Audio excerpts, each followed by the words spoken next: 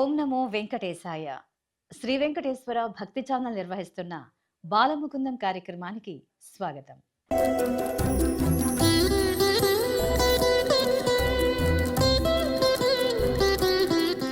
మట్టిలో విత్తనం వేస్తే మొక్క అవుతుంది. అదే బాల్యంలో సంస్కారం అనే విత్తనం వేస్తే అది రేపటి సమాజానికి మహావృక్షం అవుతుంది.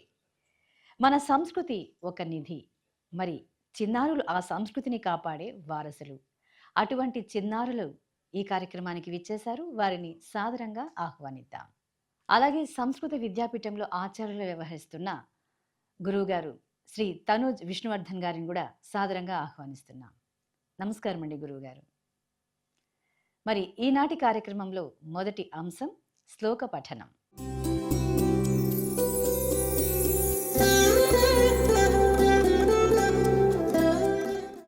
శబ్దం ప్రకృతి, శ్లోకం సంస్కృతి. చిన్నారులు పలికే ఒక్కొక్క శ్లోకం మన పరిసరాలను ఎంత శుద్ధిగా చేస్తాయో ఇప్పుడు చూడబోతున్నాం. అక్షరాన్ని ఆయుధంగా కాకుండా ఆరాధనగా మార్చిన ఈ చిట్టి వాగ్గేయకారులను ఆహ్వానిద్దాం. ఓం నమో వెంకటేశాయ. నా పేరు మయూక. నేను 3వ తరగతి చదువుతున్నాను. భగవద్గీత శ్లోకాలు. ధృతరాష్ట్ర ఉవాచ ధర్మక్షేత్రే కురుక్షేత్రే సమవేతాయుయుత్సవః మామకః పాండవశ్చైవ కిమకుర్వత సంజయ. సంజయ ఉవాచ దృష్ట్వా తు పాండవానీకం వ్యూఢం దుర్యోధనస్తదా ఆచార్యముపసంగమ్య రాజా వచనమబ్రవీత్. పశ్వేతాం పాండుపుత్రాణం ఆచార్యం మహతిం చముం వ్యూఢం దుర్యోధనస్తదా ఆచార్యముపసంగమ్య రాజా వచనమబ్రవీత్. అత్ర శూర మహేశవాస భీమార్జున సమాయుధి యుయుద్ధానో విరాటస్య ద్రుపదస్య మహారథః. దృష్టకేతు చేకితానః కాశీరాజస్య వీర్యవాన్ పురుజిత్ కుంతిభోజస్య శైబ్యస్య నరపుంగవః. యుధామన్యుస్య విక్రాంత ఉత్తమౌజస్య వీర్యవాన్ సౌభద్రో ద్రౌపదేయస్య సర్వ ఏవ మహారథః. అస్మాకం తు విశిష్టాయే తాని భోజద్విచోదమాం నాయకా మమ సైన్యస్య సన్నాతాం తాం బ్రవీమితే. ధన్యవాదాలు. గురువుగారు, మరి ఈనాటి కార్యక్రమంలో శ్లోక పఠనంలో పాల్గొన్న ఆ చిన్నారి గురించి మీ స్పందన ఏంటో తెలియజేయండి. చిన్నారి బాలముకుందం కార్యక్రమంలో భగవద్గీతా శ్లోకాలను చక్కగా పఠించి వినిపించినది. భగవద్గీత అందులోనూ ప్రథమాధ్యాయం అర్జున విషాద యోగం. అర్జునుడికి అసలు ఎందుకు విషాదం వచ్చింది అనే దాంట్లోనే ఈ అధ్యాయం చాలా ప్రధానంగా ముడిపడి ఉంటుంది. అందరం సామాన్యంగా అనుకుంటూ ఉంటాం, తన వారితో తోబుట్టువులతో ఇంకా విశేషించి పెదనాన్నగారి పిల్లలతో గురువులతో పితామహులతో యుద్ధం చేయవలసి వచ్చింది కనుక అర్జునుడికి విషాదం కలిగింది అని మనం అనుకుంటాం. కానీ ఈ అధ్యాయాన్ని బాగా గమనిస్తే చిన్నారి చెప్పినటువంటి ఆ శ్లోకాలను గనక మనం సావధానంగా వింటే అర్థమవుతుంది, ధర్మమునకు హాని కలుగుతుంది కనుక ఈ లోకము ఎప్పుడూ కూడా ధర్మయుక్తంగా ఉండాలి కనుక అర్జునుడికి విషాదము కలిగింది అని ఆ అర్జున విషాద యోగంలో మనకు అవగతమవుతుంది.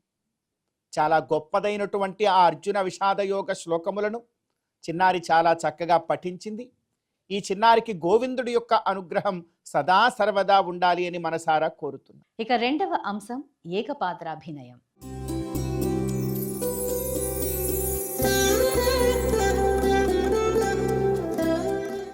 వేల ఏళ్ల క్రితం నాటి ధర్మాన్ని ఈనాటి చిన్నారులు తమ నటన ద్వారా మన కళ్ళ ముందుకు తీసుకురాబోతున్నారు.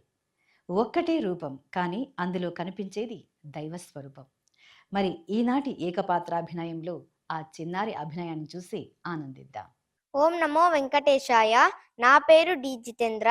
నేను శ్లోకాయ బిర్లా స్కూల్లో 4వ తరగతి చదువుతున్నాను. నేను కశ్యపు మహర్షి ఏకపాత్రాభినయం చేస్తున్నాను. నేనే కశ్యపుడిని, సాక్షాత్తు బ్రహ్మదేవుని మనుమడిని. ఈరోజు నాకు ఒక విచిత్రమైన సందేహం వచ్చింది. పొద్దున్నే నది తీరంలో ఆడుకుంటుంటే ఈ మట్టితో ఒక బొమ్మను చేశాను. చూడండి, ముక్కు, కళ్ళు, కాళ్ళు, చేతులు అన్నీ పెట్టాను. అచ్చం మనిషిలాగే ఉంది కదా. కానీ ఇది మాట్లాడడం లేదు, నడవడం లేదు. ఎందుకని? మా తాతగారు బ్రహ్మదేవుడేమో, సృష్టి చేస్తారు, ప్రాణం పోస్తారు. నేను వాళ్ళ మనమడినే కదా. మరి నా బొమ్మకు ఎందుకు ప్రాణం రావడం లేదు? నేను గట్టిగా అడిగాను మా నాన్నగారిని, నాన్న, సృష్టి అంటే ఏమిటి? ప్రాణం ఎలా వస్తుంది అని. అప్పుడు మా నాన్నగారు మర్చి మహర్షి నవ్వి ఏమన్నారు తెలుసా? నాయనా, బొమ్మను చేయటం గొప్ప కాదు, అందులో దైవత్వాన్ని చూడగలగడం గొప్ప. ఎవరైతే అణువణువున పరమాత్ముడిని దర్శించగలరో వారే నిజమైన సృష్టికర్తలు అని చెప్పారు. అణువణువున చూడటమా అంటే సంస్కృతంలో చూడటాన్ని ఏమంటారు? పశ్యక అంటారు కదా. పశ్యక పశ్యక అంటే అంతా చూసేవాడు అని అర్థం. ఓహో, అర్థమయ్యింది. మా నాన్నగారు నన్ను పశ్యక అవ్వమంటున్నారు. ఈ అంటే పైకి కనిపించే ఈ చెట్టుని పుట్టని కాకుండా దాని లోపల దాగి ఉన్న ఆ విష్ణుమూర్తిని చూడమంటున్నారు. పశ్యక పశ్యక పశ్యక కశ్యప. అరే భలే ఉందే. పశ్యక అనే మాటను తిరగేస్తే కశ్యప అయింది. అంటే ఇకపై నేను సామాన్య బాలుడిని కాదు. సృష్టిలోనే ప్రతి జీవిలోని ఆ నారాయణుని దర్శించే కశ్యపుడిని. ఇప్పుడే ఈ క్షణమే నేను తపస్సు మొదలు పెడతాను. ఆ శ్రీహరి అనుగ్రహం పొందుతాను. భవిష్యత్తులో లోకాలన్నిటికీ తండ్రిగా మారి దేవతలను, మనుషులను, పక్షులను సృష్టించి వారందరికీ శ్రీమన్నారాయణుడి భక్తిని నేర్పిస్తాను. తాతయ్య, బ్రహ్మదేవ, చూస్తూ ఉండు, నీ మనుమడు సామాన్యుడు కాదు. ఎప్పటికైనా ఈ లోకం గర్వించదగ్గ ప్రజాపతి అవుతాడు. సరే సరే, గురుకులంలో పాఠాలకి వేలయ్యింది. గురుగారు పిలుస్తున్నారు. వస్తాను మరి. ఓం నమో వెంకటేశాయ. గురువుగారు, మరి ఈనాటి ఏకపాత్రాభినయాన్ని వీక్షించారు కదా, మరి మీ స్పందన ఏంటో తెలియజేయండి. చిన్నారి, కశ్యపుడి యొక్క పాత్రలో ఎంతో చక్కనైనటువంటి అభినయాన్ని ఈ రోజున బాలముకుందం కార్యక్రమంలో ప్రదర్శించారు. వేదం చెప్తోంది, కశ్యప పశ్యకో భవతి యత్సర్వం పరిపశ్యతీతి సౌక్ష్మ్యాత్ అంటుంది. కశ్యప అంటే పశ్యక. కిమర్థం, ఎందుకని అంటే యత్ సర్వం పరిపశ్యతీతి సౌక్ష్మ్యాత్. లోకంలో చతుర్దశ భువనాండములలో ప్రతి చోట కూడా భగవంతుడి యొక్క తత్వాన్ని చూడగలిగినటువంటి వారు నిజమైనటువంటి కశ్యపుడు అని. అలా పశ్యకుడైనటువంటి ఈ కశ్యప మహర్షి యొక్క ఔన్నత్యం సామాన్యమైనటువంటిది కాదు. వారు రచించినటువంటి గ్రంథములు కానీ, వారు అనుగ్రహించినటువంటి మార్గము కానీ చాలా గొప్పగా ఈనాటికి కూడా సకల మానవాళికి కూడా ఆచరణ యోగ్యమవుతూ ఉన్నది. అటువంటి గొప్పవారైనటువంటి కశ్యపుడి పాత్రలో చిన్నారి చాలా చక్కగా చేశారు. ఈ చిన్నారికి గోవిందుడి యొక్క అనుగ్రహం సదా సర్వదా ఉండాలి అని మనసారా కోరుతుంది. ఇక మూడవ అంశం కళా వైభవం.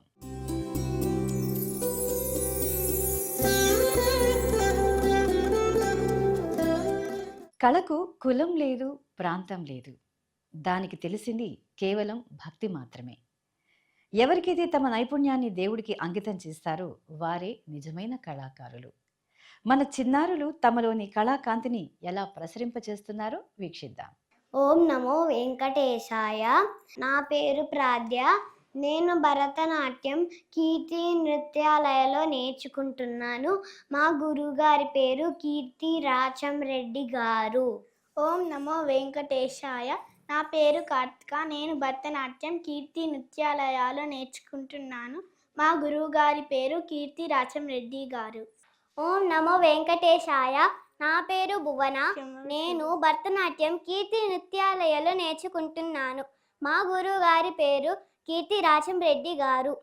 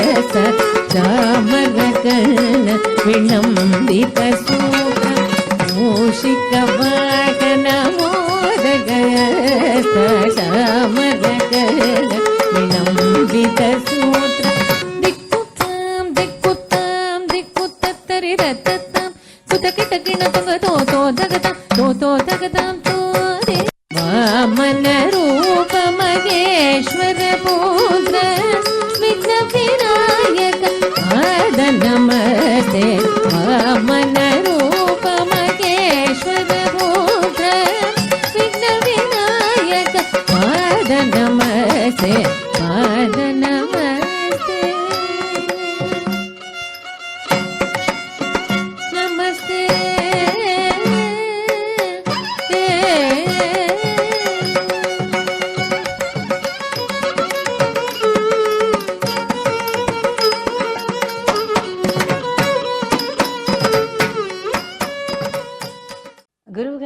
ఈనాటి కళా వైభవాన్ని వీక్షించారు కదా, మరి మీ అభిప్రాయాన్ని తెలియచేయండి. శాస్త్రంలో చెప్తారు, శబ్దార్థౌ సహితౌ కావ్యం అని. శబ్దార్థావేవ కావ్యస్య శరీరం అని చెప్తారు. అంటే ఒక శబ్దము, దానికి ఉండేటువంటి అర్థం, ఈ రెండు కూడా ఒక కావ్యమునకు శరీరముట. అదేవిధంగా మానవులమైనటువంటి మనకు ఇదిగో కరచరణాద్యవయవాలతో ఒక శరీరం ఉన్నది. ఈ కరచరణాద్యవయవాలతో ఉండేటువంటి శరీరాన్ని మాట్లాడిస్తున్నది, పాట పాడిస్తున్నది, నాట్యము చేయిస్తున్నది, వివిధమైనటువంటి కళలను ప్రదర్శింపజేస్తూ ఉన్నటువంటిది కూడా లోపల ఉండేటువంటి ఆత్మ. అయితే కేవలము ఈ శరీరము లోపల ఒక ఆత్మ ఉంటే సరిపోతుందా?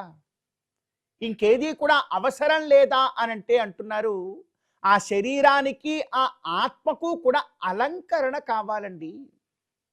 వస్త్రేణ వపుషా వాచ ఇత్యాది అలంకరణలు కావాలి. అయితే నిజమైనటువంటి అలంకరణ ఏమిటట? మనం ధరించేటువంటి వస్త్రము, మనం వేసుకున్నటువంటి బంగారు ఆభరణములో, మనం పెట్టుకున్నటువంటి తిలకములో ఇవేవి కాదు నిజమైనటువంటి అలంకరణలు. ఒక మానవుడికి, ఒక ఆత్మకు, ఒక శరీరానికి నిజమైనటువంటి అలంకరణ అంటే ఏమిటి అంటే ఒక కళలో ప్రావీణ్యం అన్నారు. అది నాట్య కళ కావచ్చు, గాన కళ కావచ్చు, వాద్య విశేషాన్ని చేయగలిగేటువంటి కళ కావచ్చు. ఇటువంటి కళను ఎవరైతే నేర్చుకుని ఉంటారో నిజముగా వారందరూ కూడా ఆభరణయుక్తమైనటువంటి శరీరాత్మకులు అని చెప్పి శాస్త్రం చెప్తోంది. మరి మనం అందరం కూడా అందుకే అంటారు, సంగీత సాహిత్య కళా విహీన సాక్షాత్ పశు అంటారు. మరి మనం అలా కాకూడదు కదా. మనమే కాదు, ముఖ్యంగా మన చిన్నారులను కూడా చక్కనైనటువంటి కళలలో నేర్పరితనాన్ని ఆ చిన్నారులకు నేర్పించాలి. ఈ రోజున మనం చూడండి, బాలముకుందం కార్యక్రమంలో చిన్నారులందరూ కూడా చాలా గొప్పగా వారి వారి యొక్క కళని, గానమును, నాట్యమును, వాద్య విశేషమును చాలా గొప్పగా ప్రదర్శించారు. మరి ఈ చిన్నారులందరికీ కూడా గోవిందుడి యొక్క అనుగ్రహం సదా సర్వదా ఉండాలి అని, వారు ప్రదర్శించినటువంటి ఈ కళలో ఇంకా ఉన్నతమైనటువంటి స్థానానికి ఈ చిన్నారులు చేరుకోవాలి అని మనసారా కోరుతున్నాం. ఇక ఈనాటి కార్యక్రమంలో చివరి అంశం సంప్రదాయ వస్త్రధారణ.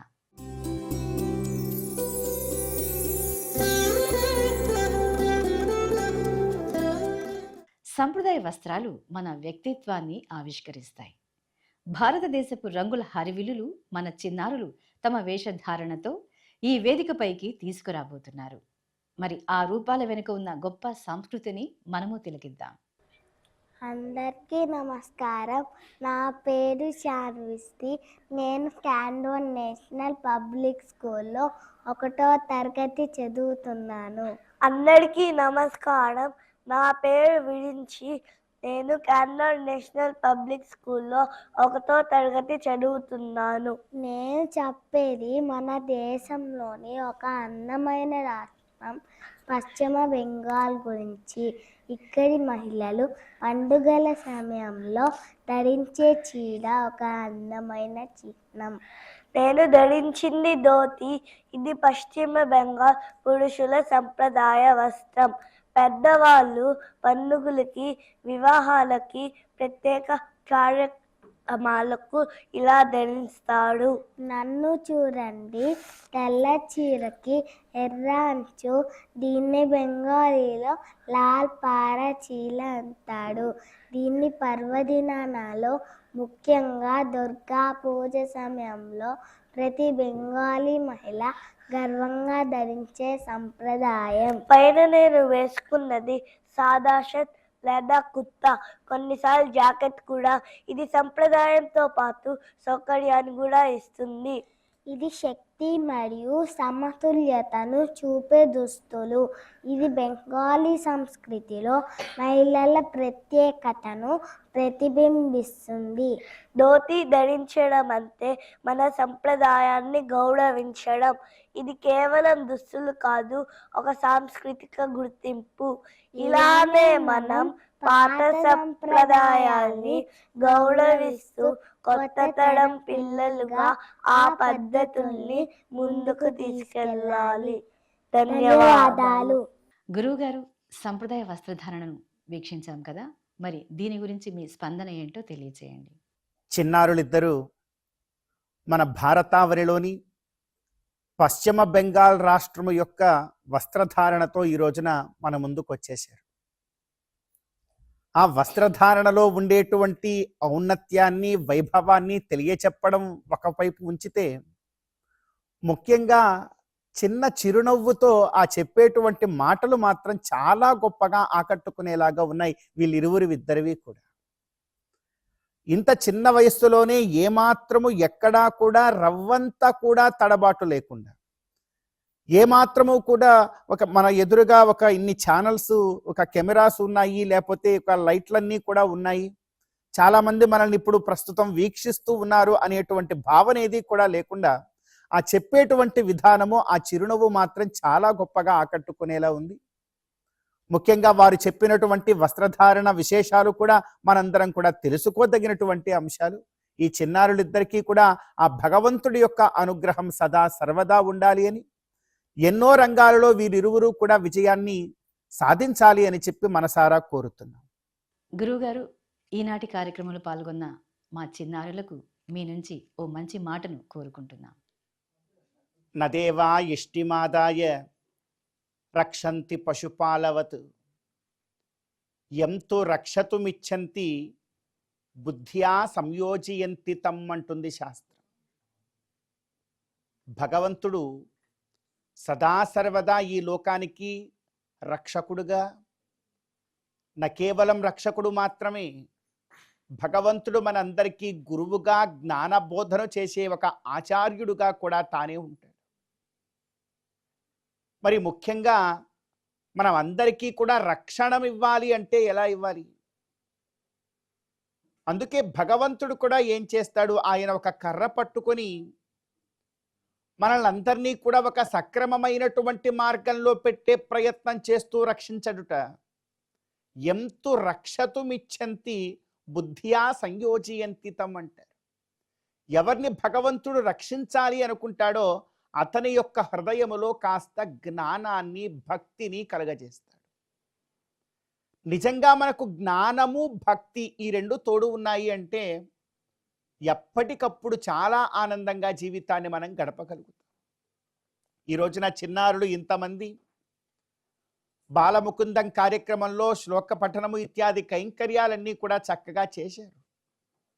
మరి వీరందరికీ కూడా భగవంతుడి యొక్క రక్షణము ఎలా కలగాలి అంటే చక్కనైనటువంటి విద్యా ప్రపత్తి రూపమైనటువంటి జ్ఞానము వీరందరికీ కూడా భగవంతుడు అనుగ్రహించాలి అని, ఆ జ్ఞానంతో వీరందరూ కూడా సదా సర్వదా ఉన్నతమైనటువంటి స్థానములకు జీవితంలో చేరుకోవాలి అని మనసారా మనమందరం కూడా కోరుకుంటూ, ఈనాటి ఒక మంచి మాటగా మనం అందరం కూడా మన పిల్లలకి, ఈ ప్రపంచానికంతటికీ కూడా చాటి చెప్పాలి. మనల్ని మనం రక్షించుకోవడానికి మనకు కావలసినటువంటిది ఏదైనా ఉన్నదా అనంటే అది గోవిందుడి యందు మనకుండేటువంటి భక్తి ప్రపత్తులు.